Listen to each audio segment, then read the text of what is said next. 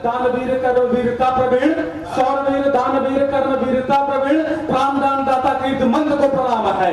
वेद व पुराण का जो रखते पवित्र ज्ञान, ऐसे ज्ञानी ध्यानी भगवंत को प्रणाम है। भारती की भाल की नित आरती उतारते केशव निराला मीरा पंथ को प्रणाम है। केशव निराला मीरा पंथ को प्रणाम है। छोड़ दिए घर द्वार, त्याग दिए मोह माया, ऐसे शांत दूत दिव्य संत को प्रणाम है। ऐसे शांत दूत दिव्य संत को प्रणाम है। ऐसे शांत दूत दिव्य संत को प्रणाम है।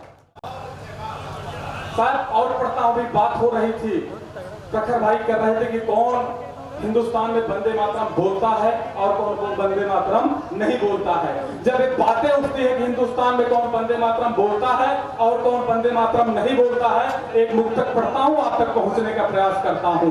भारत माँ जाती है संयुक्त राष्ट्र संघ में, उससे कहा जाता है ये भारत माँ बताओ तुम्हारी जय क्यों बोली जाती है। कभी पाकिस्तान दादा की नहीं बोली जाती, कभी अमेरिका बाबा की नहीं बोली जाती है, तुम्हारी जय क्यों बोली जाती है। वो जवाब देती है, मैं उसको पंक्तिबद्ध करता हूँ, सुनिएगा। कि शून्य का खोज हमने किया, दशमलव के खोज हमने किया, पौधे सांस लेते हैं इसकी खोज हमने की। और एक उदाहरण देता हूं, एक बड़े क्रांतिकारी को जेल में बंद किया जाता है, माघ का महीना रहता है, उससे कहा जाता है कुछ राज उगल दीजिए, वो राज नहीं उगलता है। जेलर रात को 12 बजे जाता है, माघ के महीने में तो डर करता रहता है और पसीना उसके चूता रहता है। तब भारत माँ कहती है अंजनी मोक जाना और कंजास में सुनाना। मैं 4 पंक्तियां शायद पढ़ता हूँ, भारत माँ जवाब देती है, अगर बात सही हो तो अंतिम पंक्तियां में पूरा सदन पंडाल से एक बार तालियों से गूंजे। मैं पंक्तियां पढ़ता हूँ कि गूंजे, भारत माँ जवाब देती है, सुनिएगा।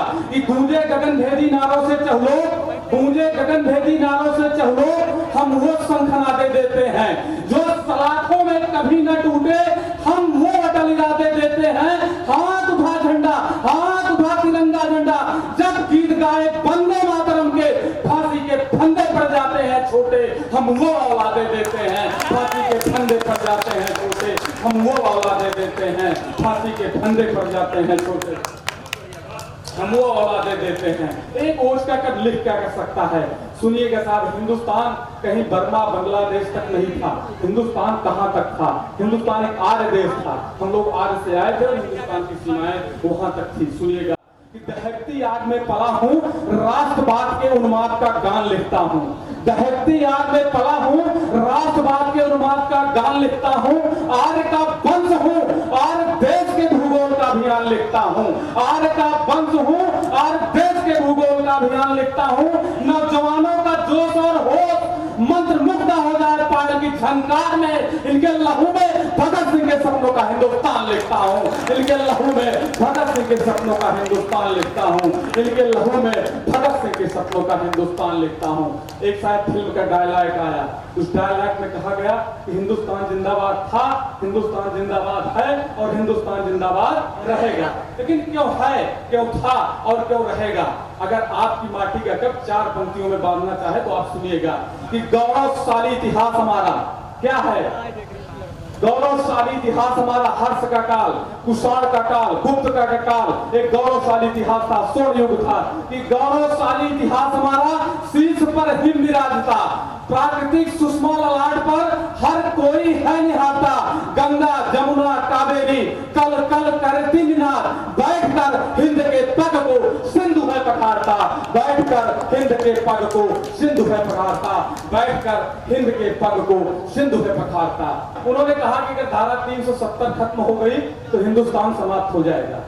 गंगा जी को जो भगीरथ लाने गए रंजना सिंघाया जी, तो गंगा जी ने यही कहा हम चले तो चलेंगे लेकिन पूरी पृथ्वी जलमग्न हो जाएगी। अगर कुछ अच्छा इस रात को मुक्तक पढ़ सकूं तो विकास भाई सुनिएगा, ज्यादा सुनिएगा। उन्होंने कहा कि पूरी पृथ्वी जलमग्न हो जाएगी। वो गए शिव के पास, उन्होंने कहा कि ये समस्या है। उन्होंने कहा उनसे कहती आए चले, गंगा जी चली और उनको बालों में लपेट दिया। परेशान हो गई, एक लट उन्होंने खोला कि तो गंगा जी आप नीचे जाइए। ये वो देश है, ये वो देश है। हमने 4 पंक्तियां उन मोहतरमा तक पहुंचाया। अगर दमदार भाई के माध्यम से दिल्ली से चैनल से वहां तक पहुंच जाए, योगेश भाई अपनी कविताओं तक पहुंचा दें तो पहुंचाइएगा कि हमने जीना सीख लिया है शिव के डमरू और जटाओं से। हमने जीना सीख लिया है शिव के डमरू और जटाओं से, लड़के कश्ती पार किया है उफनाई धाराओं से, और सत्य पथ से चलने से हम कैसे विचलित हो सकते हैं जब हम हर पल जीते हैं रामायण गीता की उपमाओं से, जब हम हर पल जीते हैं रामायण गीता की उपमाओं से। फिर 370 साहिब खत्म हो गई, 370 साहिब खत्म हो गई। एक छोटी सी समस्या और है, एक बड़े बड़े कवि हैं, अगर बात पहुंचे तो मोदी जी तक पहुंचा दीजिएगा। रुपया गिर रहा है दमदार भाई, गिरने दीजिए, लेकिन ये बात मोदी तक जी जरूर पहुंचाइएगा।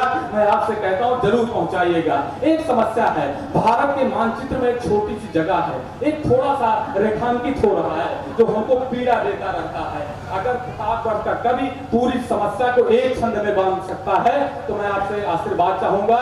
एक बात जोरदार तालियों के महोत्सव से आदेशित कीजिए। मैं उस छंद को पढ़ता हूं, सुनिएगा कि खंड खंड करो रिप की धरा को, खंड खंड करो रिप की धरा को, सीमा पार से ना आनी कोई पीर चाहिए। जब उधर से बोल रहे बेचुके बोल दो, इधर से भी अंगार वाले तीर चाहिए। पावन हो पवित्र हो फूलों वाली घाटिया, चिनाब झेलम का गंगा सा नीर चाहिए, चिनाब झेलम का गंगा सा नीर चाहिए। जब खत्म करके धारा 370 तो अब हमें पाक अधिकृत कश्मीर चाहिए, अब हमें पाक अधिकृत कश्मीर चाहिए, अब हमें पाक अधिकृत कश्मीर चाहिए। मैं एक छंद पढ़ता हूं, दादा सुनिएगा, अगर कुछ अच्छा है एक छंद रखे आप मुक्त तक रखे अपना स्थान लेता हूं। कोई बड़ी कविता की ओर नहीं जाऊंगा, बड़ी कविता मैं योगेश भाई के लिए छोड़ रहा हूं, आप लोग उनसे सुनिएगा, ठीक है।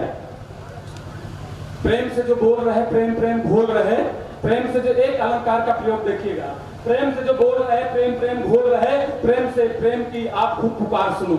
मंदिर हो मस्जिद हो चाहे दिखे गुरुद्वारा, अजान संग प्रार्थना और ओंकार सुनो। राज धर्म राज सर्वोपरि हो आपका, शान से भीख बाकुरों के उद्गार सुनो। हर संयोग में वियोग में क्रांति में शांति में जब भी सुनो सिर्फ सच के विचार सुनो, जब भी सुनो सिर्फ सच के विचार सुनो, जब भी सुनो सिर्फ सच के विचार सुनो।